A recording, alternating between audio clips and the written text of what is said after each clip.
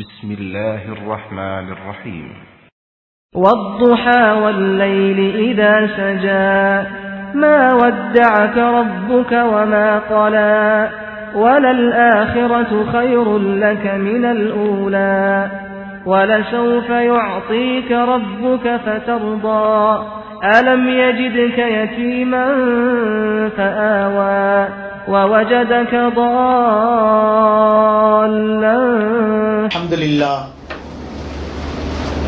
الحمد لله الذي نحمده ونستعينه ونستغفره ونؤمن به ونتوكل عليه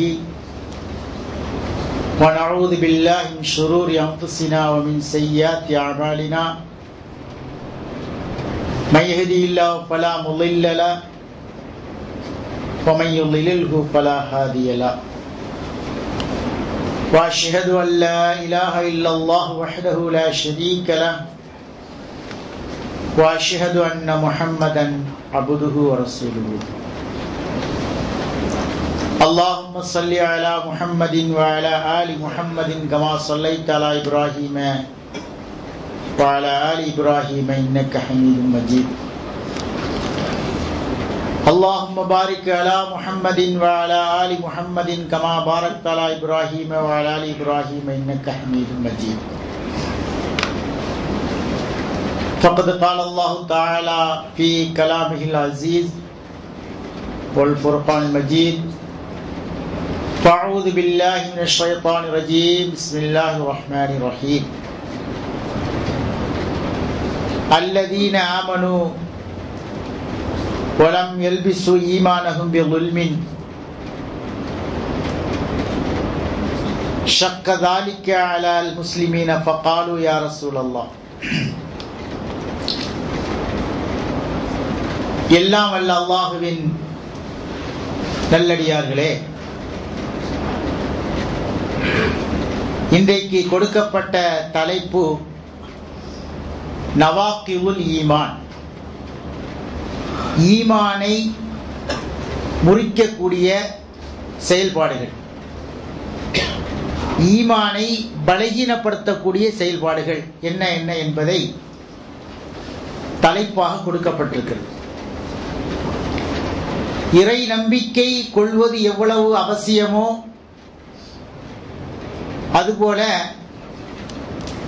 கொண்ட இறை நம்பிக்கையை, ஈமானை பாதுகாப்பது மிக மிக முக்கியமான ஒன்று. அதை கவனத்தில் கொள்ள வேண்டும்.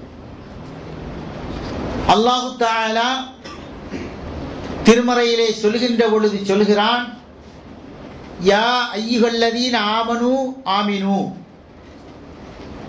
இறை நம்பிக்கை கொண்ட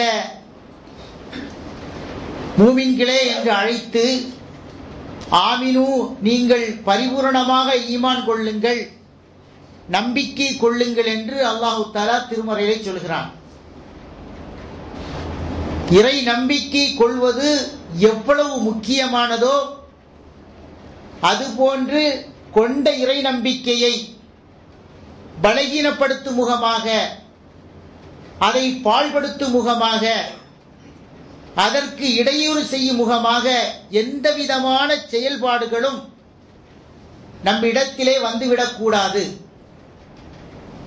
நம்மை அறியாமலேயே ஈமானை முறிக்கக்கூடிய பலவிதமான காரியங்கள் நம்முடைய சமுதாயத்திலே நிலவுகின்றதை பார்க்கிறோம். அவைகளை முன்வைத்துதான் இன்றைக்கு இந்த தலைப்பு தரப்பட்டிருக்கிறது. இந்த ஈமானை முறிக்கக்கூடிய காரியத்திலே மிக முக்கியமாக முதலாக கவனத்தில் கொள்ளப்பட வேண்டிய ஒன்று என்னவென்று சொன்னால், அதுதான் அஷ்ஷிருக்கு, இறைவனுக்கு இணை வைத்தல். நாம் ஈமான் கொண்டிருக்கிறோம், இறைவனை பூரணமாக நம்பி இருக்கிறோம், இறைவனுக்கு இணை துணை இல்லை, அவன் ஒருவன்தான், அவன் தேவையற்றவன் என்றெல்லாம் நம்பி இருக்கிறோம்.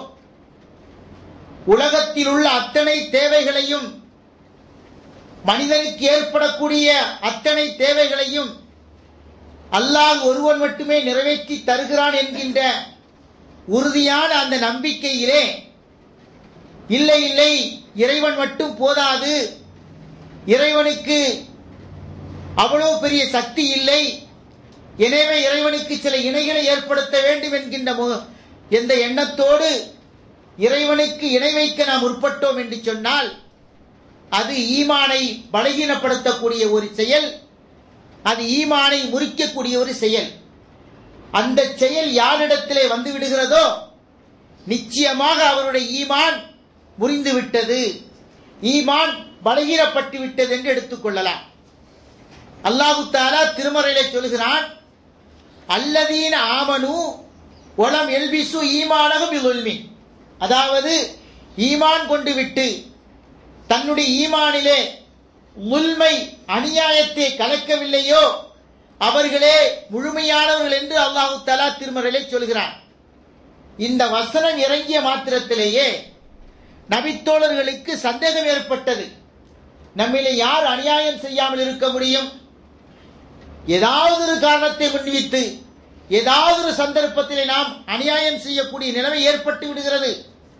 தங்களுக்கு தாங்களே அநியாயம் செய்யக்கூடிய ஒரு நிலைமை ஏற்படுகின்ற பொழுது, இப்படி நிலைமை இருக்கும் பொழுது அல்லாஹு தஆலா இந்த வசனத்திலே ஈமான் கொண்டு விட்டு அவர்கள் முல்மை அநியாயத்தை கலக்கவில்லையோ என்று சொல்கிறானே, அப்படிப்பட்ட ஒரு நிலைமை யாருக்கு ஏற்படும் என்று அவர்களுக்கு அந்த சந்தேகம் வந்தது.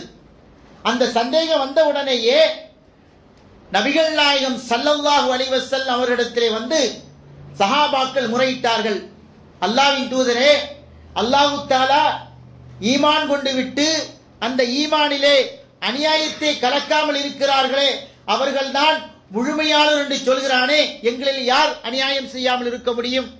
தெரிந்தோ தெரியாமலோ தவறுகள் நடப்பதற்கு நிறைய வாய்ப்பு இருக்கிறது. சில செயல்பாடுகளில் நாம் ஈடுபடுகின்ற பொழுது நம்மை அறியாமலேயே தவறுகள் நடப்பதற்கு வாய்ப்பு இருக்கிறது. அப்படி இருக்கும் பொழுது எப்படி இப்படி செயல்பட முடியும் என்று கேட்டவுடனே நபிகள் நாயகம் ஸல்லல்லாஹு அலைஹி வஸல்லம் அவர்களுக்கு பதில் சொன்னார்கள், லைஸதாலிக்க, நீங்கள் நினைப்பது போன்று அல்ல. நீங்க உல்மி என்பதற்கு அப்படி பொருள் ஒன்று இருக்கிறீர்களா? அந்த பொருள் அல்ல. அல்லாஹு தஆலா உல்மி என்று சொல்லுகின்ற அந்த இடத்திலே அந்த வார்த்தைக்கு என்ன பொருள் தெரியுமா? இன்னமா ஹுவ ஷிர்க், அதுதான் இணை வைத்தல். இறைவனுக்கு இணை வைக்கக்கூடிய ஒரு செயலை ஒரு மனிதன் செய்துவிட்டான் என்று சொன்னால் அவனுடைய ஈமான் இறை நம்பிக்கை முறிந்து போய்விட்டது, அவன் கொண்டிருக்கிற நம்பிக்கையிலே ஓட்டை விழுந்து விட்டது என்று எடுத்துக்கொள்ளலாம். நீங்கள் பார்க்கவில்லையா என்று சொல்லிவிட்டு அல்லாஹ்வுடைய தூதர் சொல்கிறார்கள், அலம் தஸ்மஉ இலாமா கால லுக்மானு லி இப்னிஹி, தன்னுடைய மகனுக்கு லுக்மான் அலைஹிஸ்ஸலாம் என்ன உபதேசம் செய்தார்கள்? அந்த உபதேசத்தை நீங்கள் பார்க்கவில்லையா என்று சொல்லிவிட்டு சொல்கிறார்கள், யா பனி யா புனைய, என்னுடைய மகனே, லா துஷ்ரிக்கு பில்லாஹ், இறைவனுக்கு நீ இணை வைத்து விடாதே, இன்ன ஷிர்க லظுல்முன் அதீம், நிச்சயமாக இணை வைப்பது என்பது மிகப்பெரிய அநியாயம் என்று அல்லாஹு தஆலா குறிப்பிடுகிறான். அப்ப இணை வைத்தல் செய்வது, இறைவனுக்கு இணையாக துணையாக பிறர் ஒருவதையோ அல்லது பிற பொருளையோ கருதுவது மிகப்பெரிய அநியாயம் என்று அல்லாஹு தஆலா சொல்லி இருக்கிறான். ஆகவே ஷிர்க் என்பது மிக பாரதூரமான ஒரு செயல். அந்த ஷிர்க்கை எவர்கள் செய்கிறார்களோ நிச்சயமாக அவர்களுடைய ஈமான் முறிந்துவிட்டது என்று எடுத்துக்கொள்ளலாம் என்பதாக நபிகள் நாயகம் ஸல்லல்லாஹு அலைஹி வஸல்லம் இந்த பொன்மொழியிலிருந்து நாம் தெரிந்து கொள்ளலாம். அப்ப ஈமான முறிக்கக்கூடிய முதல் அம்சமாக இருக்கக்கூடியது, முதல் தரத்திலே இருக்கக்கூடியது அந்த ஷிர்க் தான். அப்ப அந்த ஷிர்க் என்ன செய்யக்கூடாது? நம்மிடத்திலே வந்து விடக்கூடாது. எதெல்லாம் ஷிர்க் என்பதில் நாம் மிக மிக கவனமாக இருக்க வேண்டும். ஏனென்று சொன்னால் அல்லாஹு தஆலா மன்னிக்காத ஒரு மிகப்பெரிய பாவம் இணை வைத்தல் தான். ஒரு மனிதன் பாவம் செய்கிறான், அந்த பாவத்துக்கு பரிகாரமாக பாவமன்னிப்பு தேடாமலேயே இந்த உலகத்தை விட்டு பிரிந்து விடுகிறான். நாளைக்கு மறுமையிலே அல்லாஹு தஆலா நாடினால் அவனுடைய பாவத்தை மன்னிக்க கூடும் அல்லது தண்டிக்க கூடும், அல்லாஹ்வின் பார்ப்பட்டது. ஆனால் அவன் மன்னிக்காத ஒரு பாவம், ஒரு மனிதன் இணை வைக்கிறான், இறைவனுக்கு ஷிர்க் செய்கிறான், ஷிர்க் செய்துவிட்டு அந்த ஷிர்க்குக்கு பரிகாரமாக இறைவனிடத்திலே மன்னிப்பு தேடாமலேயே இந்த உலகத்தை விட்டு பிரிந்து விட்டான் என்று சொன்னால் அவனுக்கு மறுமையிலே நிச்சயமாக பாவ மன்னிப்பு என்பது கிடையவே கிடையாது. அவன் நிரந்தரமாக வெண் நரகிலே வெந்தணிவான். வெண் நரகிலே எந்த நேரத்திலும் அவன் அந்த வேதனையை அனுபவித்துக் கொண்டே இருப்பான். ஆகவே அந்த இணை வைத்தல் என்பது நம்மிடத்திலே ஒருபோதும் வந்துவிடக் கூடாது என்பதற்காக தான் அல்லாஹு ஜல்ல சுப்ஹானஹு வ தஆலா திருமறையிலே மிக தெளிவாக சொல்லி காட்டுகிறார். அடுத்தபடியாக அப்துல்லா ரலியல்லாஹு தஆலா அன்ஹு அவர்கள் நபிகள் நாயகம் ஸல்லல்லாஹு அலைஹி வஸல்லத்திலே ஒரு மனிதர் வருகிற அந்த செய்தி சொல்றாங்க. யார்? அப்துல்லா சொல்றாங்க. அத்தன் நபிய ஸல்லல்லாஹு அலைஹி வஸல்லம் ரஜுலுன், ஒரு மனிதர் அல்லாஹ்வுடைய தூதரிடத்திலே வந்தார். வந்து ஃபகால யா ரசூலல்லாஹ், அல்லாஹ்வின் தூதரே, ஐயு தம்பி அக்பர், பாவத்திலேயே மிகப்பெரிய பாவம் என்ன அப்படின்னு கேட்கிறார். கேட்ட உடனே அல்லாஹ்வுடைய தூதர் சொல்கிறார்கள், அன்தஜஅல லில்லாஹி நித்தா, அல்லாஹ்வுக்கு நிகராக நீ யாரையாவது கருதுவதுதான் இறைவனுக்கு மிகப்பெரிய பாவத்திலேயே உயர்ந்த பாவம் என்று அல்லாஹ்வுடைய தூதர் சொல்லிவிட்டு சொல்கிறார்கள். ஒவ்வொரு கலக்கக்க, அவன் உன்னை படைத்திருக்க, அவன் உனக்கு உணவளிக்க, நீ நோய்வாய்ப்பட்டால் உன்னுடைய நோயை குணப்படுத்த எல்லா விதமான ஆற்றலும் பெற்றிருக்கின்ற அந்த அல்லாஹ்வுக்கு நீ இணையாக யாரையாவது கருதுகிறாயே, அதுதான் மிகப்பெரிய பாவம் என்று அல்லாஹ்வுடைய தூதர் அந்த மனிதர் கேட்ட கேள்விக்கு பதில் சொன்னார்கள். உடனே அந்த மனிதர் உடல சும்மா ஐயி, அதுக்கு அடுத்தபடியாக எது மிகப்பெரிய பாவம், ஈமானுக்கு உலை வைக்கக்கூடிய மிகப்பெரிய பாவம் எது அப்படின்னு கேட்ட உடனே அல்லாஹ்வுடைய தூதர் சொல்கிறார்கள், அந்தக்துல வலதக்க ஹஷ்யத்தன் ஐ யுதஅமஅக, அதாவது உன்னுடைய குழந்தையை நீ கொள்வது, உன்னோடு வைத்துக் கொண்டதற்கு நீ உணவளிக்க வேண்டுமே என்பதை பயந்து உன்னுடைய குழந்தையை நீ கொள்வதிருக்கிறதே, அது ஈமானுக்கு உலை வைக்கக்கூடிய பாவம். அந்த பாவத்தை யார் செய்தாலும் சரி, அவன் எவ்வளவு பெரிய தொழிலாளியாக இருந்தாலும் சரி, எவ்வளவு பெரிய இறை நம்பிக்கையில் ஊறி போனவனாக இருந்தாலும் சரி, இந்த ஒரு செயலை செய்துவிட்டால் அவனுடைய ஈமான் முறிந்து போய் விடுகிறது. அவன் ஈமானிலே ஓட்டை விழுந்து விடுகிறது. அவனுடைய ஈமான் கொண்டதிலே எந்த விதமான அர்த்தமும் இல்லை என்பதாக நபிகள் நாயகம் ஸல்லல்லாஹு அலைஹி வஸல்லம் சொன்ன உடனே அந்த மனிதர் விடவில்லை, மீண்டும் கேட்கிறார், சும்மா ஐயி, அதற்கு அடுத்தபடியாக எது மிகப்பெரிய பாவம்? உடனே அல்லாஹ்வுடைய தூதர் சொல்கிறார்கள், அன் துசானிய ஹலீலத்த ஜாரிக்க, உன்னுடைய அண்டை வீட்டு பெண்ணை நீ விபச்சாரம் செய்வது. அண்டை வீட்டு பெண் என்று சொன்னால் பக்கத்து வீட்டில் உள்ளவர்கள் எந்த நம்பிக்கையில் இருப்பார்கள்?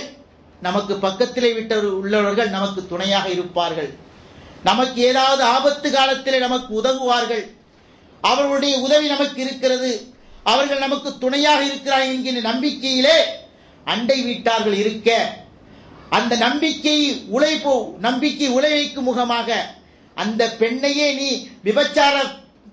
விபச்சாரத்தில் ஈடுபடுத்துவதற்காக அல்லது நீனே விபச்சாரம் செய்வதற்காக நடந்து கொள்கிறாயே, அது ஒரு மிகப்பெரிய ஒரு பாவம். அந்த பாவம் ஈமானுக்கு உலை வைக்கக்கூடியது என்பதாக நபிகள் நாயகம் ஸல்லல்லாஹு அலைஹி வஸல்லம் சொன்னார்கள். உடனே நினைத்து விடக்கூடாது, பக்கத்து வீட்டு அண்டை வீட்டார் தானே செய்யக்கூடாது போன்ற பாவம் மற்ற பெண்களோடு செய்யலாமா? அதுவும் தவறுதான், அதுவும் மிகப்பெரிய ஒரு பாவம். ஒரு மனிதன் மூமினாக இருந்து கொண்டு இது போன்ற தவறான முறையிலே நடந்து கொண்டான் என்று சொன்னால், தவறான முறையிலே அவன் மன இச்சையின் அடி கட்டுப்பட்டு பெண்களை தவறான முறையிலே அவன் அணுகுவான் என்று சொன்னால் அது மிகப்பெரிய பாவம். அந்த பாவத்தை செய்கின்றவர்களுக்கு அவருடைய ஈமான் போய்விட்டது என்று எடுத்துக் கொள்ளலாம் என்பதாக நபிகள் நாயகம் ஸல்லல்லாஹு அலைஹி வஸல்லம் சொன்னார்கள். உடனேதான் அல்லாஹு ஜல்ல சுப்ஹானஹு வ தஆலா என்ன செய்தான்? அந்த வசனத்தை இறக்கி வைத்தான். அந்த மனிதர் எதை கேட்டாரோ அந்த கேட்டதற்கு தோதுவாக வல்லதீன லா யதுஊன மஅல்லாஹி இலாஹன் ஆகர என்று அல்லாஹ் தஆலா அந்த வசனத்தை இறக்கி வைத்தார். அல்லாஹ்வுடைய தூதர் எதை சொன்னார்களோ அதை அப்படியே பிரதிபலிக்கும் முகமாக சூரத்துல் ஃபுர்கானை நீங்கள் 68வது வசனத்தை எடுத்து பார்த்தால், இந்த அல்லாஹ்வுடைய தூதர் இதெல்லாம் மிகப்பெரிய பாவம் என்று சொன்னார்களோ அந்த செய்தி உள்ள அங்க வருவதை நாம் பார்க்கலாம். அப்ப ஈமானுக்கு விளைவிக்கக்கூடிய மிகப்பெரிய பாவம் ஃபர்ஸ்ட் என்ன? இணை வைக்கிறது. இரண்டாவது என்ன? நம்முடைய குழந்தையை நாமே கொள்வது. மூன்றாவது என்ன?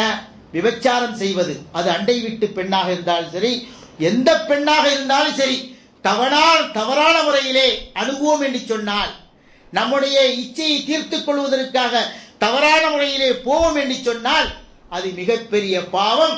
அந்த பாவத்தை யார் செய்தாலும் அவருடைய ஈமான் பலகீனப்பட்டு விட்டது என்று எடுத்துக் கொள்ளலாம் என்பதை நாம் கவனத்திலே கொள்ள வேண்டும்.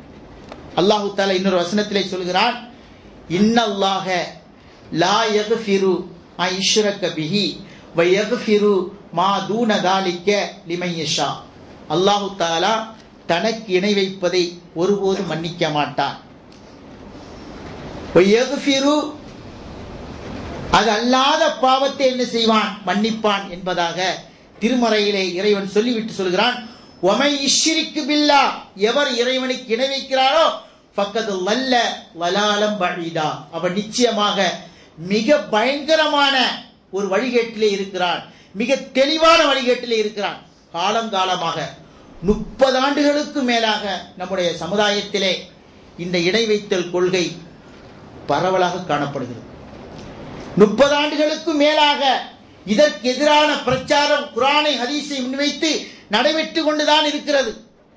ஆனாலும் இந்த இணை வைத்தலை நம்முடைய சமுதாயத்திலிருந்து முற்றாக ஒழிக்க முடியவில்லை. எப்படி ஒரு பள்ளிவாசலிலே தொழுவதற்கு மக்கள் கூடுகின்றார்களோ இதுபோல தர்காக்களில் மக்கள் கூடுவதை பார்க்கிறோம். காரணம் என்ன? அவருடைய அந்த ஈமானிலே எந்த அளவுக்கு ஈமான் கொள்ள வேண்டுமோ, எப்படி ஈமான் கொள்ள வேண்டுமோ அந்த முறையிலே ஈமான் கொள்ளாமல் கண்டதை நம்பி இறைவனுக்கு இணை வைக்கக்கூடிய அந்த எண்ணம் இருப்பதின் காரணமாக தான் அந்த மக்கள் தர்காவே கதி என்று கிடக்கின்ற ஒரு அவலநிலையை பார்க்கிறோம். அப்ப இது போன்ற அவலநிலைகளை காணுகின்ற பொழுது நாம் என்ன செய்ய வேண்டும்? அவர்களுக்கு உபதேசிக்கக்கூடிய, அவர்களை நேர்வழிப்படுத்தக்கூடிய, குர்ஆனை ஹதீஸை சொல்லி அவர்களை நல்வழிப்படுத்தக்கூடிய ஒரு பொறுப்பு நம்மிடத்திலும் இருக்கிறது என்பதை நாம் கவனத்திலே கொள்ள வேண்டும். அது மட்டுமல்லாமல் அல்லாஹு தஆலா திருமறையிலே சொல்லி காட்டுகிறான், வமினன்னாசி, மக்களில் சிலர் இருக்கிறார்கள், மையத்தஹிது மின் தூனில்லாஹி அந்தாதன், அவர்கள் இறைவனுக்கு சில இணைகளை ஏற்படுத்துகிறார்கள், இறைவனுக்கு சில துணைகளை ஏற்படுத்துகிறார்கள். ஏற்படுத்திவிட்டு யுஹிப்பூனஹும் கஹுப்பில்லாஹ், அல்லாஹ்வை எந்த அளவுக்கு நேசிக்கிறார்களோ, அல்லாஹ்வின் மீது எந்த அளவுக்கு பிரியம் வைக்கிறார்களோ, இது போன்று இறைவனுக்கு இணை ஏற்படுத்திவிட்டு அவர்களின் மீதும் இது போன்ற ஒரு ஹுப்பை, ஒரு பிரியத்தை வைக்கிறார்கள்.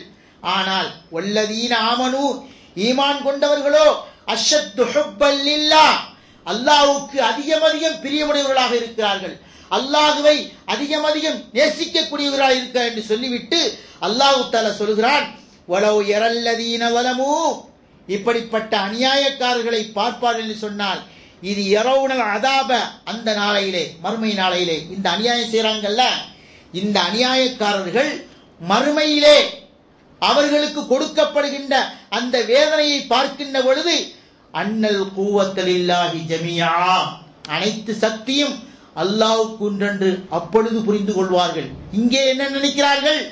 அல்லாஹ்வையும் வணங்குவார்கள், அல்லாஹ்வுக்கு இணையாக துணையாக என்ன செய்வார்கள்? சிலவர்களை கருதுவார்கள்.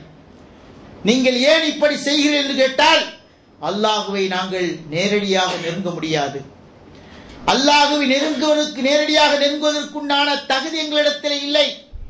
எனவே அல்லாஹ்வுக்கு நெருக்கமானவர்களை, அல்லாஹ்வுக்கு பிரியமானவர்களை நாங்கள் தொடர்பு கொண்டு அவர்களின் மூலமாக நெருங்குகிறோம் என்று சொல்வார்கள். ஆனால் எவர்களை இவர்கள் தங்களுடைய இணைகளாக ஏற்படுத்திக் கொள்கிறார்களோ அவர்கள் அங்கே கியாமத் நாளையிலே அவர்களை இவர்கள் பார்க்கின்ற பொழுது, ஆஹா, நாம் தப்பாக நினைத்து விட்டோமே, உலகத்தில் வாழ்கின்ற பொழுது இவர்களுக்கும் சக்தி இருக்கிறது என்று நினைத்துக் கொண்டோமே, ஆனால் அனைத்து சக்தியும் அல்லாஹ்வுக்கு மட்டுமே இருக்கிறது என்று இப்பொழுது தெரிந்து கொண்டோமே என்று அவர்கள் என்ன செய்வார்களாம்?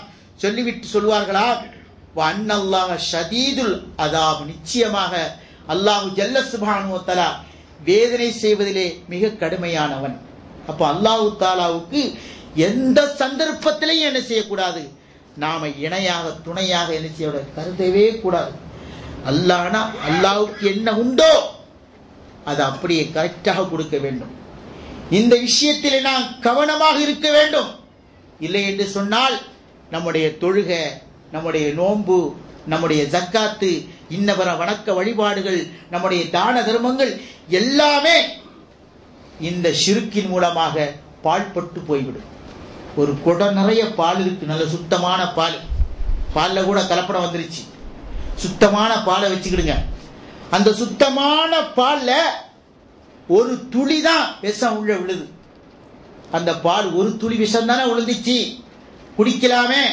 அப்படி யாராவது நம்ம குடிக்கிறது எடுத்துக்கொள்வோமா? உடனே நினைச்சோம் தூக்கி கொட்டிடுவோம், ஏன்னா உயிருக்கு ஆபத்து வந்துரும்னு. இது போலதான் இறைவனுக்கு இணை வைக்கக்கூடிய இந்த மாப்பாதக செயல் ஒரு சிறு அளவில் வந்தாலும் நம்முடைய அமல்கள் எல்லாம் வீணாகி போய்விடும். காலங்காலமாக வருடமாக நம்முடைய ஆயுளிலே செய்திருக்கின்ற அந்த வணக்க வழிபாடுகள் எல்லாம் அருந்து போய்விடும். அதற்கு எந்த விதமான பயனும் இல்லாமல் போய்விடும். அதற்காக தான் அல்லாஹு ஜல்ல சுப்ஹானஹு வ தஆலா இந்த இணை வைத்தலை பற்றி திருமறையிலே அதிகமான இடங்களில் நமக்கு சொல்லி காட்டுகிறார். அப்ப இந்த விஷயத்தில் நாம நினைச்சணும், ரொம்ப கேர் எடுத்து கவனமா பார்த்துக்கணும். நம்முடைய குடும்பத்தார்களிடத்துல இந்த இணை வைக்கக்கூடிய செயல் யாராவது செய்யற மாதிரி பார்த்தாச்சுனாக்கா நாம் அதற்கு துணை போகக்கூடாது. சில பேர் அங்கிருந்து போன் அடிப்பாங்க. எப்படி போன் அடிப்பாங்க? பக்கத்து தர்கால கந்திரி எடுக்க போறாங்க, ஒன்னா டொனேஷன் அனுப்பு, இந்த மாதிரிலாம் கேட்டு அனுப்புவாங்க. அந்த மாதிரி சந்தர்ப்பங்கள்ல என்ன செய்யக்கூடாது? நம்முடைய பணமோ, நம்முடைய பொருளோ, நம்முடைய உடல் உழைப்போ எதன் மூலமாகவும் அதற்கு நாம் என்ன செய்யக்கூடாது? துணை போகக்கூடாது. இன்னும் சில பேர்கள் நினைப்பார்கள், நினைத்து நியத்து வச்சிருப்பாங்க, என்னுடைய தம்பியோ அல்லது யாராவது சொந்தத்தில் யாராவது வெளிநாட்டுக்கு போனா இந்த தர்காவுக்கு இந்த நேர்ச்சியை செய்யணும்னு நேர்ந்திருக்கிறேன் அப்படின்னு சொல்லுவாங்க. வெளிநாட்டுக்கு வந்திருப்பாரு, அவரு நல்லா சம்பாதிச்சிருப்பாரு, உடனே அங்கேருந்து போன் அடிச்சு சொல்லுவாங்க, அந்த நீ நேர்ச்சியை நிறைவேற்றணும், பணத்தை அனுப்பு. உடனே என்ன சொல்லணும்? இந்த மாதிரி இதுக்கு நான் செய்ய மாட்டேன், ஏதோ தெரியாதனமா ஊர்ல இருக்கும்போது நியத்து வச்சேன், ஓகே. இப்ப நான் வெளிநாட்டுக்கு வந்திருக்கிறேன், குர்ஆன்னா என்ன, ஹதீஸ்னா என்ன, இஸ்லாம்னா என்ன எனக்கு நல்லா தெரிஞ்சிருக்குது, அதன் மூலமாக எனக்கு நல்லா தெரியுது இணை வைக்கிற செயல் மாபாதக செயல், அந்த செயலுக்கு நான் துணை போக மாட்டேன் என்று அவர்களுக்கு என்ன செய்ய வேண்டும்? எடுத்து செல்ல வேண்டிய ஒரு பொறுப்பு நம்மிடத்தில் இருக்கிறது. அந்த விஷயத்திலே நாம் என்ன செய்யணும்? கவனமாக இருக்க வேண்டும் என்பதற்காக இந்த வசனத்தை அல்லாஹ் தஆலா மிக தெளிவாக சொல்லி காட்டுகிறான். பாருங்க, அடுத்தபடியாக வனபி வாக்குது லைஸ் ரலியல்லாஹு தஆலா அன்ஹு அவர்கள் அறிவிக்கிறார்கள், அன்னஹும் ஹரஜு அன் மக்கா, மக்காவிலிருந்து ரசூல் ஸல்லல்லாஹு அலைஹி வஸல்லம் அவர்களோடு இலா ஹுனைன், ஹுனைனுக்காக போனார், உடனீத்தத்திற்காக போயிட்டு இருக்கிறாங்க. அப்படி போயிட்டு இருக்கும்போது அந்த நபித்தோழர் சொல்றாரு, வகானலில் குஃபாரி சித்ரத்துன், குஃபார்களுக்கு, அதாவது இறை நிராகரிப்பாளர்களுக்கெல்லாம் ஒரு இறந்த மரம் இருந்துச்சு. அந்த இறந்த மரத்தை என்ன செய்வாங்க? இழக்குஃபூன இந்தஹா, அதனிடத்துல தங்கி இருப்பாங்க. வயல்லிகூன பிஹா அஸ்லிஹத்தகும், தங்களுடைய ஆயுதங்களை அந்த மரத்திலே தொங்க விடுவார்கள். அது அவங்க ஒரு புனிதமா நினைக்கிறாங்க. இதை பார்த்துட்டு அந்த இடத்துக்கு என்ன சொல்லப்படுமா? தாத்து அன்வாத், அந்த இடத்துக்கு பேரு தாத்து அன்வாத். அந்த மக்கள் சொல்லுவாங்களாம், அந்த இழந்த மரம் இருக்கும், அந்த மரத்துல ஓய்வெடுக்கிறது, அந்த மரத்துல ஆயுதங்களை தொங்க விட்டாக்க எல்லாம் நல்லது நடக்கும் அப்படிங்கிற மாதிரி ஒரு நம்பிக்கை, அவங்களுடைய ஒரு மூட நம்பிக்கை. எத்தனையோ மூட நம்பிக்கை, அது ஒண்ணு. இப்ப இதை சஹாபாக்கெல்லாம் பார்த்த உடனே மரநாபி சிதிரத்தின் ஹதுரா அலீமத்தன், அவங்க வச்சிருக்கிற அந்த மரத்தை விட, அவங்க தங்கி இருக்கிற அந்த மரத்தை விட ஒரு பயங்கரமான பச்சை பசேலன ஒரு இழந்த மரத்தை சஹாபாக்கள் பார்த்தாங்க. பார்த்த உடனே அவங்களுக்கு ஒரு ஆசை, நம்மளும் இந்த மாதிரி ஒன்றை ஏற்படுத்தினா என்ன, நல்லா தானே இருக்கும் அப்படின்னு சொல்லி கேட்டுக்கிட்டு ஃபகால ஃபகுல்னா யா ரசூலல்லாஹ், அல்லாஹ்வின் தூதரே, இஜஅலனா தாத் அன்வாத்தின், எங்களுக்கும் அந்த முஷ்ரிக்குகள் தாத் அன்வாத் மாதிரி வச்சிருக்கிறாங்களே, அதுபோல எங்களுக்கு ஒன்றை ஏற்படுத்தி தாருங்கள் என்று அல்லாஹ்வுடைய தூதரிடத்திலே நபித்தோழர்கள் கேட்டார்கள். உடனே ரசூல் ஸல்லல்லாஹு அலைஹி வஸல்லம் அவர்கள், குல்தும், நீங்கள் என்ன விஷயத்தை கேட்டீர்கள், எந்த விஷயத்தை சொல்கிறீர்கள் என்று சொல்லிவிட்டு, வல்லதி நஃப்ஸி பியதிஹி, யாருடைய கையிலே என்னுடைய உயிர் இருக்கிறதோ, யாருடைய கையிலே என்னுடைய ஆத்மா இருக்கிறதோ அவன் மீது சத்தியமாக, கமா கால கௌமு மூசா, மூசாவுடைய கௌமுகள் கேட்டது போலல்லவா நீங்கள் கேட்டுவிட்டீர்கள். மூசாவுடைய கௌமுகள் என்ன கேட்டார்கள்? இஜஅல்லனா இலாஹன் கமாலஹும் மாலிகா, அதாவது மூசாவுடைய கௌமுகள் மூசா நபிகிட்ட கேட்டாங்களாம். அவங்க எல்லாம் கண்ணுக்கு தெரிகிற மாதிரி ஒரு கடவுளை ஏற்படுத்தி வணங்கிட்டு இருக்கிறாங்க. அதுபோல ஒரு கடவுளையும் எங்களுக்கு ஏற்படுத்தி தரக்கூடாதா என்று கேட்டார்களே, அது போன்ற ஒரு பாதக செயலை நீங்கள் செய்ய கேட்கிறீர்கள் என்று சொல்லிவிட்டு அல்லாஹ்வுடைய தூதர் சொல்லுகிறார்கள், இன்னக்கும் கௌமுன் தஜ்ஹலூன். நீங்க அறியாத மக்கள் இன்னும் இருக்கிறீங்களே, உங்களை நான் எந்த அளவுக்கு வழிபடுத்தி உங்களுடைய உள்ளத்தில் ஈமானை ஏற்படுத்தி இறை நிராகரிப்பை உங்களுடைய உள்ளத்தில் எடுத்து இந்த அளவுக்கு உங்களை நான் கொண்டு வந்திருக்கிறேன், ஆனாலும் நீங்கள் அறியாத மக்களாக இருக்கிறீர்கள் என்று சொல்லிவிட்டு அல்லாஹ்வுடைய தூதர் சொல்கிறார்கள், இன்னஹா லசுனனுல் தர்கபுன்ன சுனன மன்கான கபுலக்கும். உங்களுக்கு முன்னுண்டானவர்கள் எந்த வழிமுறையில் இருந்தார்களோ அதே வழிமுறையை கொஞ்சம் கொஞ்சமாக பின்பற்ற நீங்கள் பார்க்கிறீர்களே என்று அல்லாஹ்வுடைய தூதர் என்ன செய்தார்கள், அந்த நபி தோழர்களை கண்டித்தார்கள். நம்ம நாட்டிலையும் பார்க்கிறோம், ஆயுத பூஜைன்னு ஒன்று வச்சிருப்பான். ஆயுத பூஜை, இந்த ஆயுத பூஜைக்கு நம்முடைய பாய்மார்களை இதில் சிலவர்கள் சேருவாங்க.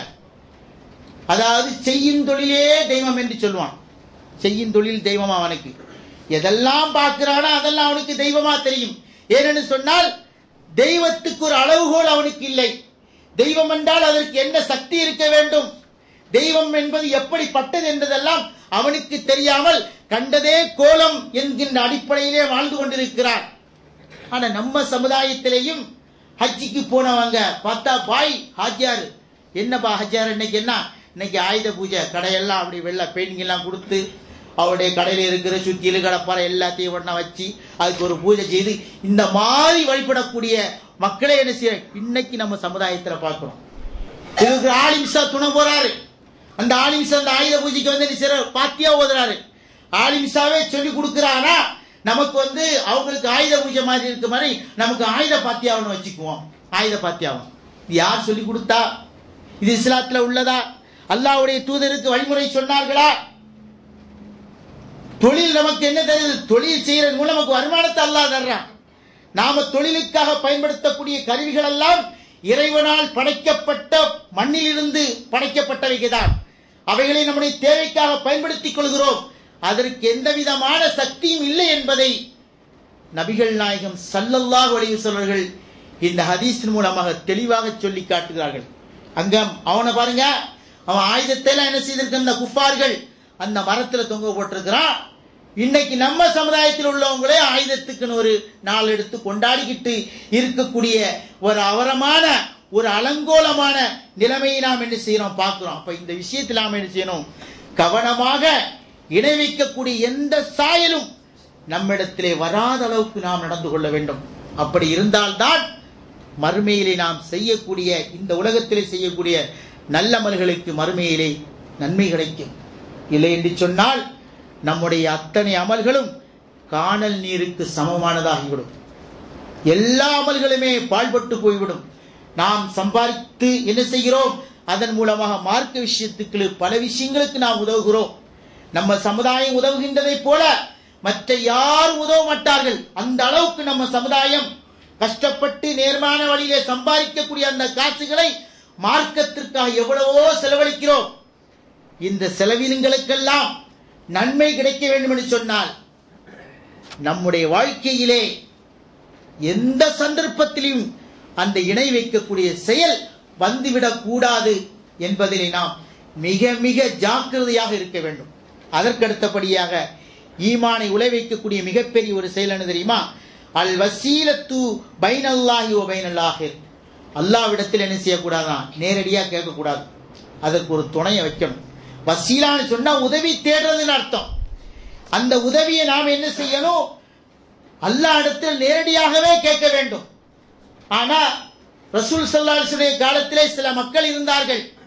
அவர்கள் அல்லாஹ்விடத்திலே கேட்பதற்கு பதிலாக அல்லாஹ்வுக்கு என சில இணைகளை ஏற்படுத்தி வைத்து அவர்கள் மூலமாக ரெக்கமெண்ட் செய்வதற்காக என்ன செய்வார்கள், செயல்படுவார்களாம். அதை பற்றி அல்லாஹ் தஆலா திருமறையிலே சொல்கிறான், ஒலையின் சால்தகும் மன் ஹலக்கஸ் ஸமாவாத்தி வல் அர்த். நீங்கள் அவரிடத்திலே வானத்தையும் பூமியையும் படைத்தது யார், வஸஹர ஷம்ஸ வல் கமர், சந்திரனையும் சூரியனையும் அப்படியே சுழண்டோட செய்கின்றவன் யார் என்று கேட்டால் லயகூலுன்னல்லாஹ், அல்லாஹ் என்று சொல்வார்கள். ஃபன்னா யுஃபகூன், அவர்கள் எங்கே திருப்பப்படுகிறார்கள். அந்த அரபு நாட்டில் வாழ்ந்த மக்களை, இந்த அரபிய தீர்ப்பகத்தில் வாழ்ந்த மக்கள்கிட்ட போய் அந்த காலத்தில் யார்கிட்ட போய் கேட்டாலும் சரி, வானத்தை படைத்தது யாரு, பூமியை படைத்தது யார் என்று கேட்டா அல்லாஹ்னு தான் சொல்லுவான். ஆனா அல்லாஹ்க்கு இணையாக தன்னுடைய கண்ணுக்கு தெரிய வேண்டும் என்பதற்காக சிலைகளை வடித்து வைத்து வணங்கிக் கொண்டிருந்தான். ஏப்பா இதை செய்யற என்று கேட்டால் என்ன சொல்வான்? இதன் மூலமாக நாங்கள் அல்லாஹுவை நெருங்குகிறோம். அல்லாஹுவை நேரடியாக நெருங்குவதற்குண்டான ஒரு தகுதி, ஒரு அந்தஸ்து எங்களிடத்தில் இல்லை. அதனால எங்களுக்கு முன்னும் இறந்து போன நல்லடியார்களின் மூலமாக அல்லாஹுவை நாங்கள் தொடர்பு கொள்வதற்கு பயன்படுத்திக் கொள்கிறோம் என்று அவர்கள் சொல்கின்ற அதே செய்தியை இன்றைக்கு சில உலமாக்கள் என்ற போர்வையிலே சில பேர்கள் சொல்லி சமுதாயத்தை வழிகெடுத்துக் கொண்டிருக்கின்ற அவல நிலையை நாம் பார்க்கிறோம். இந்த மோசமான நிலைமையில இருந்து நாம் என்ன செய்யக்கூடாது? ஒருபோதும் போய்விடக்கூடாது, அந்த பக்கமே போயிடக்கூடாது. உனக்கு என்ன தேவை? உதுரு, அல்லாஹ் இடத்துல நீ கேளு, நேரடியாகவே கேளு. தொழுறியா? உனக்கு அன்றாட தேவை என்ன? அந்த தேவையெல்லாம் அல்லாஹ் இடத்திலே கேளு. உதுஊனி அஸ்தஜிப் லக்கும், என்னிடத்திலே கேளுங்கள், நான் உங்களுக்கு பதிலளிக்கிறேன். இப்ப அல்லாஹ் இடத்துல நாம எந்த தேவையை கேட்டாலும் சரி, அவன் நமக்கு நாடினால் தருகிறான். இல்லை என்று சொன்னால் நாம் எதை கேட்கிறோமோ அதை மறுமையிலே மொத்தமாக நமக்கு நன்மையாக தருகிறான். அல்லாஹ்வுடைய தூதர் சொல்கிறார்கள், உன்னுடைய செருப்பு வார் அறுந்து போனாலும் அதையும் கூட அல்லாஹ்விடத்திலே கேள். நாம் நடந்து சென்று கொண்டிருப்போம், இக்கட்டான நேரத்திலே செருப்பின் வார் அறுந்து போகும். அந்த தர்ம சங்கடமான நிலைமை இருக்கிறதே, மிக சங்கடத்தை ஏற்படுத்திவிடும். அந்த நேரத்தில் ஒரு செருப்பை போட்டு நடக்க முடியாது. அந்த நேரத்தில் உள்ள அந்த நிலைமை இருக்குது. அந்த மாதிரி நிலைமை ஏற்பட்டாலும் நீ யாரிடத்துல கேளு? அல்லாஹ்விடத்துல கேளு, வேற எங்கேயுமே கேட்காதே என்பதாக நபிகள் நாயகம் ஸல்லல்லாஹு அலைஹி வஸல்லம் சொல்லிவிட்டு இன்னொரு வசனத்தை அல்லாஹ் சொல்றான் பாருங்க. வலையின் சால்தகும் மன் நஸ்ஸல மினஸ் ஸமாஇ மான், வானத்திலிருந்து பூமி, வானத்திலிருந்து மழை இறக்கி, ஃபஹியா பிஹில் அர்ல, இந்த பூமியை அப்படி உயிர்ப்பிக்கிறானே, பச்சை பசேல் என்று ஆக்குகிறானே, அது யார் என்று கேட்டால் லயகூலுன் அல்லாஹ், அல்லாஹ் என்று சொல்வார்கள். குலில் ஹம்துலில்லாஹ், அல்லாஹ்வுக்கே எல்லா புகழும் என்று நபியே நீங்கள் சொல்லுங்கள் என்று சொல்லிவிட்டு பல் அக்ஸருஹும் லா யகிலூன், இருந்தாலும் அந்த மக்களிலே அதிகமானவர்கள் அறியாதவர்களாக இருக்கிறார்கள், இதை பற்றி புரியாதவர்களாக இருக்கிறார்கள். அல்லாஹ் அல்லாஹ்னு சொல்லிக்கிட்டு எல்லாத்தையும் அல்லாஹ் தான் படைத்தான் என்று சொல்கிறான். ஆனால் அல்லாஹ்வுக்கு இணையாக சில பேர்களை கருதுகிறானே, அப்ப அந்த மக்கள் அறியாத மக்கள் தானே, விளங்காத மக்கள் தானே என்பதாக இறைவன் சொல்கின்றானே. இந்த செய்தியை நாம் ஆய்வுக்கு எடுத்துக்கொள்ள வேண்டும், சிந்தனைக்கு எடுத்துக்கொள்ள வேண்டும். சிந்தனைக்கு எடுத்துக்கொண்டு அந்த எதை சொல்கிறதோ, எந்த கருத்தை அந்த வசனம் சொல்கிறதோ அதை உள்வாங்கி நாம் என்ன செய்ய வேண்டும்? நம்முடைய வாழ்க்கையிலே நடைமுறைப்படுத்துவதற்கு முன் வர வேண்டும். இன்னொரு வசனத்தில் எல்லாம் சொல்லி பாருங்க, வயஅபுதூன மின் தூனில்லாஹி, அவர்கள் அல்லாஹ்வை விட்டு வணங்குகிறார்கள். மாலா யலுர்ருஹும் வலா யன்ஃபஉஹும், அவர்களுக்கு நன்மையோ தீமையோ செய்ய முடியாத ஒன்றை போட்டு வணங்குறாங்க. பாருங்க, அவங்களுக்கு எதுவுமே செய்யாது. சிலையை வச்சிருக்கிறான், இயேசுநாதர்ங்கிற போர்வையில சிலுவையை வச்சிருக்கிறான், எல்லாத்தையும் வச்சுக்கிட்டு அங்க போய் கும்பிடுறான், அங்க போய் மண்டாடுறான். என்னைக்காச்சும் அது அவங்களுடைய தேவை நிறைவேற்றி பார்க்குதா? தர்கால என்ன செய்யறான்? கொண்டு போட்டு அடக்கி வச்சுட்டு வணங்குறான். அவுலியாவே அதை தாங்க, இதை தாங்க, புள்ளைய தாங்க, அதை எல்லாத்தையுமே அவுலியாட்ட கேட்கிறான். மொத்த கான்ட்ராக்ட் அவர்கிட்ட கொடுத்தான், எல்லாமே அவர்கிட்ட தான். என்னைக்காச்சும் அவர் நிறைவேற்றி கொடுக்கிறாரா? இல்ல. எல்லாத்தையும் நிறைவேற்றி கொடுப்பவன் அல்லாஹ். அப்ப அல்லாஹ் என்று இருக்கையிலே இவர்கள் எந்த நன்மையும் எந்த தீமையும் செய்யாத இவரிடத்திலே போய் கேட்கிறார்களே, வேகூலுன, அப்படி கேட்டாச்சு என்ன சொல்லுவாங்க? வேகூலுன ஹாவுலா ஷுஃபாவுனா இன்தல்லாஹ், இவைகளெல்லாம் அல்லாஹ்விடத்திலே எங்களுக்கு பரிந்து பேசக்கூடியவைகள், இவைகளெல்லாம் அல்லாஹ்விடத்திலே எங்களுக்கு ரெக்கமெண்டேஷன் செய்யக்கூடிய ஒன்றாக தான் நாங்கள் பார்க்கிறோம் என்று என்ன செய்கிறார்கள்? சொல்லி காட்டுகிறார்கள். அல்லாஹ் சொல்லிவிட்டு சொல்கிறான், துனபியூன பில்லாஹி மாலா யஅலமு ஃபிஸ் ஸமாவாத்தி வமா ஃபில் அர்லி, அதாவது அல்லாஹ்வுடைய விஷயத்தில் அவர்கள் இந்த மாதிரி இட்டுக்கெட்ட பார்க்கிறார்களா? சுப்ஹானஹு வ தஆலா அம்மா யுஷ்ரிகூன், அல்லாஹ் தஆலா இவர்கள் இணை வைக்கக்கூடிய இறைவனுக்கு இணையாக எதையெல்லாம் கருதுகின்றார்களோ அவைகளெல்லாம் விட்டு அல்லாஹ் தஆலா தூய்மையானவன் என்றதாக இந்த வசனத்தின் மூலமாக இறைவன் என்ன செய்கிறான்? நமக்கு தெளிவாக சொல்லி காட்டுகிறான். அப்போ இறைவனுக்கு இணை வைக்கக்கூடிய அந்த ஷிர்க் நம்மிடத்தில் வந்து விடக்கூடாது. உதவி தேடக்கூடிய விஷயத்தில் யாரை நாம துணைக்கு அழைக்க தேவையில்லை. எந்த தேவையாக இருந்தாலும் நேரடியாக அல்லாஹ் இடத்துல கேளு. உனக்கும் அல்லாஹ்வுக்கும் மத்தியிலே எந்த ஒரு தடையும் இல்லை. தடைகளற்றவன் அல்லாஹ் தஆலா. உன்னுடைய உள்ளத்தில் என்ன தேவை இருக்கிறது, ஒரு அன்றாட உனக்கு என்ன தேவை இருக்கிறது என்பதை அல்லாஹ் தஆலா அறிந்தவனாக இருக்கிறார். நபிகள் நாயகம் ஸல்லல்லாஹு அலைஹி வஸல்லம் அதை தான் அந்த மக்களுக்கு கற்றுக் கொடுத்தார்கள். எந்த தேவையா இருந்தாலும் அல்லாஹ் இடத்திலே நான் நேரடியாகவே கேட்கலாம், யாரையும் என்ன செய்ய வேண்டியதில்லை, தேவைக்கு துணைக்கு அழைக்க தேவையில்லை என்பதாக இந்த வசனம் நமக்கு மிக தெளிவாக சொல்லிவிட்டு இன்னொரு வசனத்தில் அல்லாஹ் சொல்ற பாருங்க, வல்லதீன தഖது மின் தூனி அவுலியாக மா நஅபுதுஹும் இல்லா லியுகர்ரிபுனா இலல்லாஹி ஸுல்ஃபா. அதாவது எவர்கள் அல்லாஹ்வை விட்டு மற்றவர்களை வணங்குகிறார்களோ அவரிடத்திலே கேட்டால் இவைகளெல்லாம் அல்லாஹ்வின் பக்கம் நெருக்கத்தை ஏற்படுத்தக்கூடியவை என்று சொல்வார்கள். ஆனால் அதெல்லாம் சுத்த பொய். அந்த மாதிரி ஒரு செயல்பாட்டிலே போய்விடக் கூடாது என்பதிலே நாம் மிக மிக கவனமாக இருக்க வேண்டும். அதுக்கு அடுத்தபடியாக தஸ்ஹீகு தீனுல் குஃப்ர், அதாவது மற்ற மார்க்கத்தையும் இஸ்லாத்தை விட்டுட்டு, இஸ்லாமை நம்ம எல்லாருமே கரெக்ட் நம்பி இருக்கிறோம், இஸ்லாத்துடைய கொள்கைகள், கோட்பாடுகள், சட்ட திட்டங்கள் அனைத்துமே இந்த மனித சமுதாயத்திற்கு உகந்தவை, இஸ்லாத்துடைய அத்தனை விஷயங்களும் இந்த மனித அறிவுக்கு ஒப்பானவை, மனித அறிவு ஏற்றுக்கொள்ளக்கூடிய ஒன்று. அப்படி நம்பிக்கிட்டு நான் கிறிஸ்துவ மதத்தை நம்புறேன், இந்து மதத்தை நம்புறேன், புத்த மதத்தை நம்புறேன், உலகத்தில் இருக்கிற எல்லாத்தையும் நான் நம்புறேன் அப்படின்னு ஒருத்தன் சொல்வான்னு சொன்னால் அவனுடைய ஈமான்ல ஓட்டை இருக்குது. சில பேர் சொல்லுவாங்க எம்மதமும் சம்மதம். நம்ம ஊர்ல மெட்ராஸ்ல மற்ற ஊர்கள் எல்லாம் பார்த்தாச்சுன்னா பாய் கடையில போட்டா அப்படி இருக்கும். ஒரு இதுல என்ன இருக்கும், மக்கா மதீனா, ரெண்டாவது இயேசுநாதர் போட்டா, மூணாவது பிள்ளையார் போட்டா. என்னப்பா இந்த மாதிரி வச்சிருக்குன்னு கேட்டா என்ன சொல்லுவாங்க தெரியுமா, பாய் இதெல்லாம் பிசினஸ் நேக்கு பாய், தொழில் ரகசியம். எல்லா மதத்தில் உள்ளவங்களும் எங்களுக்கு ஜாமான் வாங்க வராங்க, எல்லாரையும் கவர்ற மாதிரி நாங்க வச்சாதான் வியாபாரத்தை டெவலப் பண்ண முடியுது, எல்லா கஸ்டமரும் எங்களை தேடி வருவாங்க அப்படிங்கிற மாதிரி ஒரு சப்ப கெட்ட சொல்லிக்கிட்டு அல்லாஹ்வின் நம்பிக்கை இல்லாம என்ன செய்யறாங்க, செயல்படுறாங்க. இந்த மாதிரி யார் செய்கிறார்களோ அந்த மாதிரி செய்யக்கூடியவர்களுடைய ஈமான்ல என்ன இருக்குது, ஓட்டை இருக்குது. இஸ்லாத்தை நீ பரிபூர்ணமாக நம்புகிறாயா? எப்படி நம்ப வேண்டும்? மற்றெல்லா மதங்களும் அறிவுக்கு உகந்தவை அல்ல, அதெல்லாம் வழிகேடு. இஸ்லாம் மட்டும்தான் உண்மையானது, இஸ்லாம் மட்டும்தான் அல்லாஹுவால் தரப்பட்டது என்று முழுமையாக நீ நம்பு. மற்றவைகளெல்லாம் போலியானவை, அவைகளெல்லாம் பொய்யானவை, அதன் மூலமாக மறுமையிலே எந்த விதமான நன்மையும் கிடைக்காது என்று நீ முழுமையாக நம்பு. அல்லாஹு தஆலா திருமறையிலே சொல்கிறான் பாருங்கள், வமை யபுத்தகு கைரல் இஸ்லாமி தீனன், எவன் ஒருவன் இந்த இஸ்லாமிய மார்க்கத்தை விட்டுவிட்டு மற்ற மார்க்கத்தை எடுத்துக் கொள்கிறானோ ஃபலன் யுக்பல மின்ஹு, அவனுடைய எல்லா எதையுமே அல்லாஹ் தஆலா ஏற்றுக்கொள்ள மாட்டான்.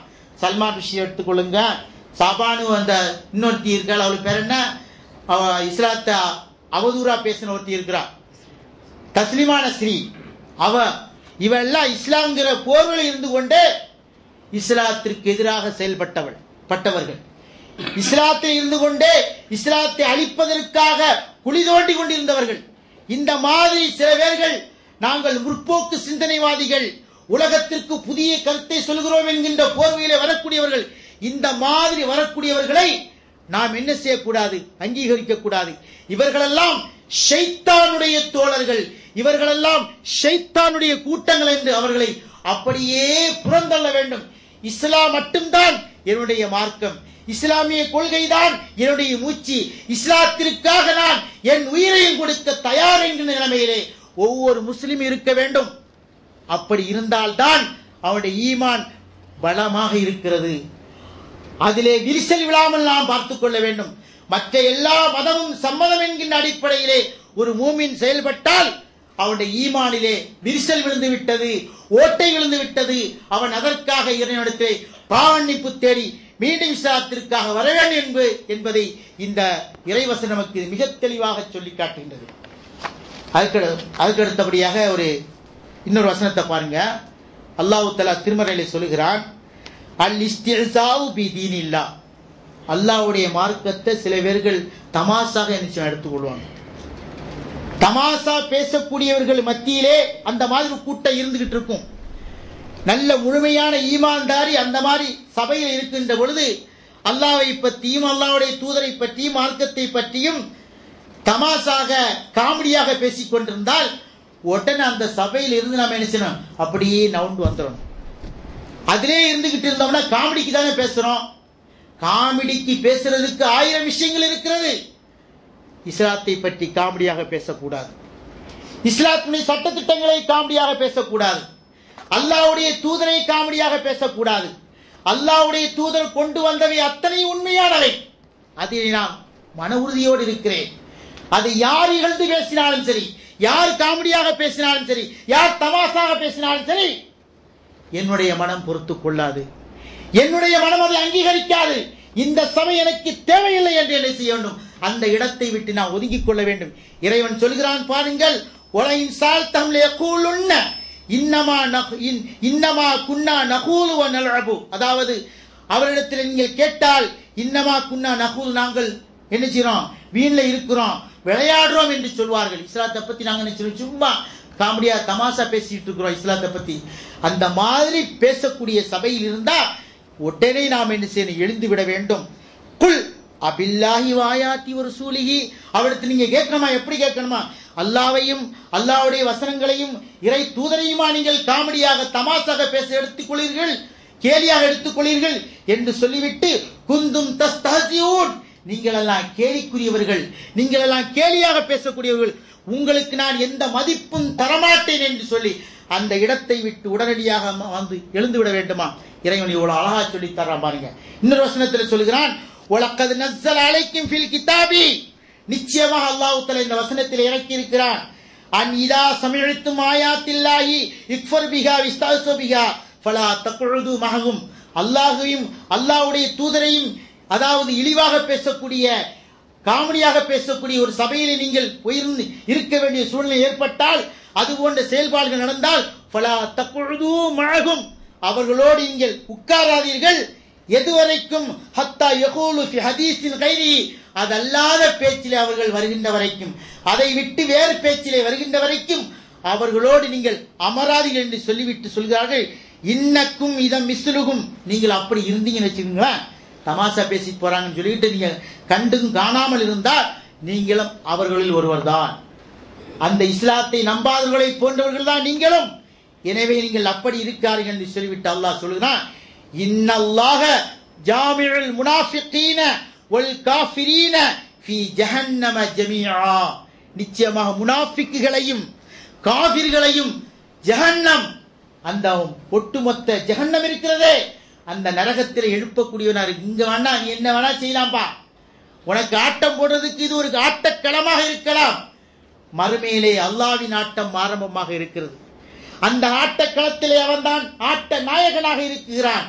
யாரெல்லாம் இறைவனை காமெடியாக நினைத்தார்களோ, மார்க்கத்தை காமெடியாக எடுத்துக் கொண்டார்களோ, அவர்களெல்லாம் அங்கே ஆட்டிவிக்கப்படுவார்கள். மறுமையிலே மிகப்பெரிய தண்டனைக்குரியவர்கள் ஆவார்கள்.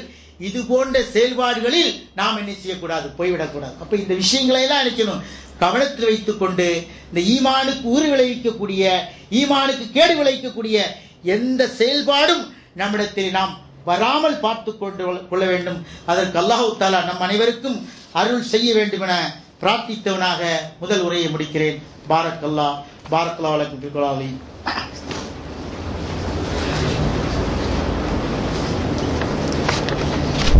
அல்ஹம்துலில்லாஹ் அல்ஹம்துலில்லாஹ் நஹ்மதுஹு வ நஸ்தஈனு வ நஸ்தக்ஃபிருஹு வ நு'மினு பிஹி வ நத்தவக்கலு அலைஹி. அல்லாஹ்வின் நல்லடியார்களே, ஐந்தாவதாக அல்லாஹ் தஆலா அந்த நவாக்கிலுல் ஈமான், ஈமானை முறிக்கக்கூடிய இந்த காரியத்தில் ஐந்தாவதாக அல்லாஹ் ஒரு வசனத்தை சொல்ற பாருங்க. அது என்னன்னு சொன்னா, இந்த தலைப்பை பாருங்க, முலாஹரத்தல் முஷ்ரிகீன வ முஆதத்தல் முஸ்லிமீன, முஸ்லிம்களை எதிரிகளாக பார்ப்பது, முஸ்லிம்களுக்கு உதவியாக இருப்பது. இந்த மாதிரி ஒரு செயல் ஒரு தண்டை இருந்துச்சுன்னு சொன்னா அவனும் யார்தான், ஈமான்ல ஓட்ட விழுந்தவன் தான்.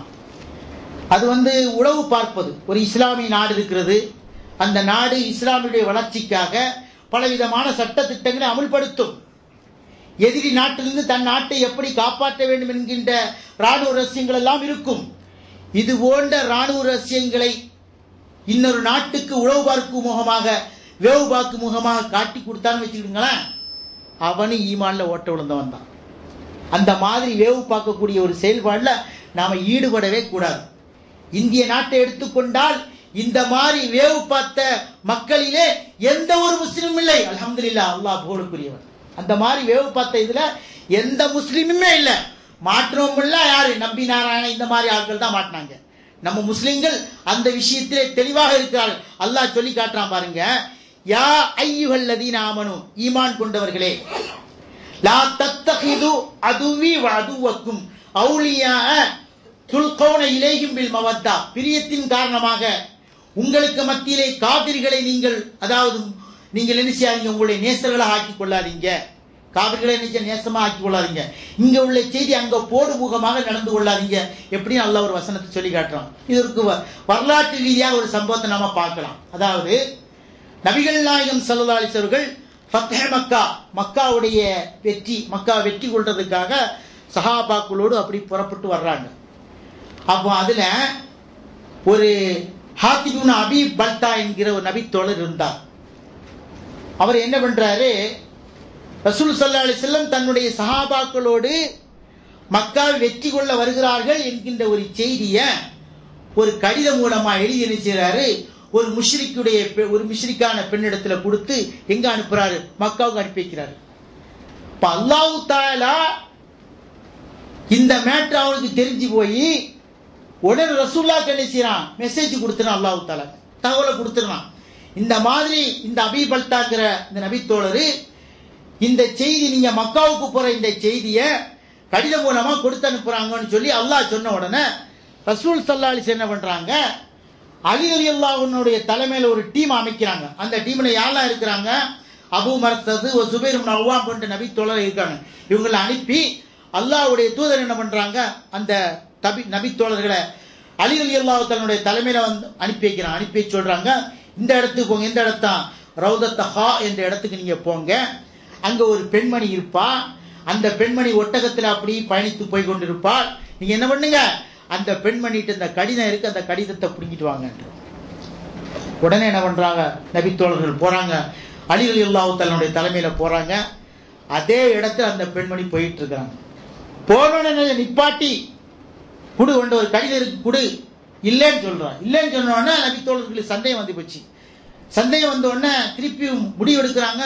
அல்லாஹ்வுடைய தூதர் மா கதப ரசூலுல்லாஹ், அல்லாஹ்வுடைய தூதர் பொய் சொல்ல மாட்டாங்க, உண்மை அப்படின்னு ஊர்ஜிதப்படுத்திக்கிட்டு மரியாதையா கடிதத்தை கொடுக்கிறியா, இல்லைன்னா பொம்பளைன்னு கூட பார்க்க மாட்டான், ஆடையை ஃபுல்லா கழட்டி எடுத்துரும் அப்படின்னு ஒரு வான் பண்ணாங்க. வான் பண்ண உடனே அந்த பெண்மணி என்ன பண்ற, அந்த கடிதத்தை எடுத்து கொடுத்துடுறான். கொடுத்தோன்னு அந்த கடிதம் என்ன செய்யுது, நேர ரசூல் ஸல்லல்லாஹு அலைஹி வஸல்லம் வருது. படிச்சு பார்த்தா மேட்ருக்கு தான், மக்காவுக்கு போறது வெற்றி கொள்றதுக்காக. உடனே அந்த ஹாத்திப் இப்னு அபீ பல்தாவை சபைக்கு கூப்பிட்டு என்னப்பா இப்படி செய்திக்கேன்னு கேட்ட உடனே அவர் சொல்றாரு, அல்லாஹ்வின் தூதரே, நான் குஃப்ரின் காரணமாக இதை செய்யவில்லை, முஸ்லிம்களை எதிரிகளாக பார்க்க வேண்டும் என்பதற்காக இதை செய்யவில்லை, மாறாக ஒரே ஒரு காரணம் தான் நான் இதை செய்வதற்கு காரணம். இங்கு மதீனாவில் இருக்கக்கூடியவர்களுக்கு உதவி செய்வதற்கு அவருடைய அத்தனை சொந்தங்கள் இங்கேயே இருக்கிறது.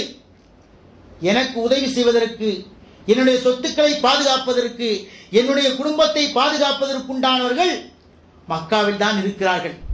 அதனால் ஒரு சுயநலம் என்னுடைய உள்ளத்திலே என்ன செய்து விட்டது, ஆட்டி படைத்து விட்டது. அதன் காரணமாக இந்த செய்தியை சொல்லி நான் என்னுடைய குடும்பத்தின் சொத்தையும் பாதுகாத்துக் கொள்வதற்காக தான் இந்த செயலை செய்தேன் என்று அந்த நபித்தோழர் அப்படியே என்ன செய்து விட்டார், உண்மையை போட்டு உடைச்சு சொல்லிட்டார். உடனே ரசூல் ஸல்லல்லாஹு அலைஹி வஸல்லம் சதக்க அவர் உண்மை சொல்லிட்டான்னு சொன்னோன்னே உமர் ரலியல்லாஹு தஆலா அவர்களுக்கு கடுமையான டென்ஷன். அப்படி ஒரு டென்ஷன் உள்ள ஆளு சமுதாயத்திற்கு தேவை. இந்த மாதிரி மார்க்க ரீதியான விஷயங்களை அப்படி ஒரு டென்ஷனான ஆள் இருந்தாதான் சமுதாயத்தை நல்நிலைப்படுத்தும். எல்லாத்துக்கும் அப்படியே பாலிஷ் பண்ணி போயிட்டு இருந்தா சரியாவாது. சில விஷயங்களை வெட்டொண்டு துண்டு ரெண்டா செயல்படக்கூடிய ஆள் மார்க்கத்துக்கு மிக மிக அவசியம். அந்த அடிப்படையில உமர் ரலியல்லாஹு தஆலா அன்ஹு சொல்றாங்க, அல்லாஹ்வின் தூதரே, நாஃபக்க அவர் முனாஃபிக்காய் விட்டார், விட்டுங்க, அவர் கழுத்தை எடுத்துறான் அப்படின்னு சொல்றாரு. உடனே ரசூல் ஸல்லல்லாஹு அலைஹி வஸல்லம் சொன்னாங்க, அவர் உண்மையை சொல்லிட்டாரு, விட்டுருங்க அவரை. அது மட்டும் இல்லாம அவர் பத்ரு சஹாபி, பத்ரு போர்க்குளத்தில் கலந்து கொண்ட சஹாபியா. பத்ரு போர்க்களத்தில் கலந்து கொண்ட அத்தனை சஹாபாக்களுடைய பாவத்தையும் அல்லாஹ் ஜல்ல சுப்ஹானஹு வ தஆலா மன்னித்து விட்டான். ஆகவே அவரை நான் மன்னித்து விட்டேன், அவர் மீது நன்மையை தவிர நலவை தவிர எதையும் சொல்லாது என்று சொல்லி அந்த பேச்சுக்கு அந்த செயலுக்கு அப்போதே அல்லாஹ்வுடைய தூதர் முற்றுப்புள்ளி வைத்து விட்டார்கள். அப்ப இந்த செய்தியின் மூலமாக ஒரு இஸ்லாமிய சமுதாயம் கட்டுக்கோப்பாக இருப்பதற்காக, ஒரு ஒற்றுமையாக இருப்பதற்காக சில செயல்பாடுகளை செய்யும் போது எட்டப்ப மேலே செய்யறங்கிற பேர்ல, சமுதாயத்துக்கு நலவை செய்யறங்கிற பேர்ல இங்க உள்ள தகவல் அங்க ஒருத்தன் போடுறாங்க, அவன் யாரு? அவன் இஸ்லாத்துக்கு அப்பாற்பட்டவனா மாறிட்டான். அவனுடைய இஸ்லாத் அவனுடைய ஈமான்ல ஓட்ட விழுந்துட்டு அந்த மாதிரி செயல் என்ன செய்யக்கூடாது, நாம ஒரு போதும் போகக்கூடாது என்பதை கவனத்தில் கொள்ள வேண்டும். அதுக்கடுத்து இன்னும் பல இதுகள் நேரமாகிவிட்டது. அதுல முக்கியமான ஒண்ணு சூனியம் பார்க்கிறது, இந்த மாதிரி ஜோசியம் பார்க்கிறது. இதுவும் கூட ஈமானுக்கு ஓட்ட வைக்க, அதாவது ஈமானுக்கு உரை வைக்கக்கூடிய ஒரு செயல்தான். எனவே இவைகளிலிருந்து நம்மை நான் பாதுகாத்து எந்த நோக்கத்திற்காக ஈமான் கொண்டாவோ அந்த நோக்கத்தை நிறைவேற்றக்கூடிய நல்ல மக்களாக, ஈமானை முழுமையாக பாதுகாத்த மக்களாக, ஈமானோடு வாழக்கூடிய மக்களாக இறைவன் நம் அனைவரையும் ஆக்கி அருள வேண்டும் என பிரார்த்தித்தவனாக இந்த ஜும்ஆவின் உரையை முடிக்கிறேன். அஸ்ஸலாமு அலைக்கும் வரஹ்மத்துல்லாஹி தஆலா வபரகாத்துஹு.